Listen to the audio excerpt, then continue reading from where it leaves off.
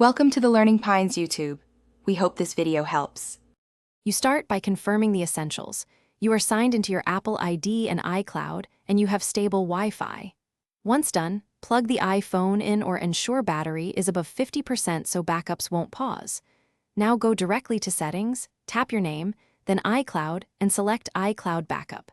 This screen is where you see the last backup time and can trigger a manual backup. Make sure to stay connected until the process completes. You'll now verify the backup details and act. First, read the last backup timestamp. This tells you how recent the saved data is. If it's old or missing items, tap Backup Now to force an iCloud backup. It will show progress and estimated time. If you prefer a local copy, connect to a Mac or PC and use Finder or iTunes. Choose Encrypted Backup to preserve passwords and health data.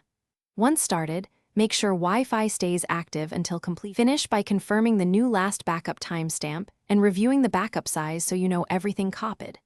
If iCloud storage is full, manage backups or upgrade storage in Settings. Deleting outdated device backups frees space. If the backup fails, try simple fixes. Reboot the iPhone, verify Wi-Fi and Apple ID, sign out and back into iCloud, then attempt another manual backup. If problems persist, connect to a computer for a local encrypted backup as a reliable fallback. Thanks for watching. Consider subscribing if we helped you.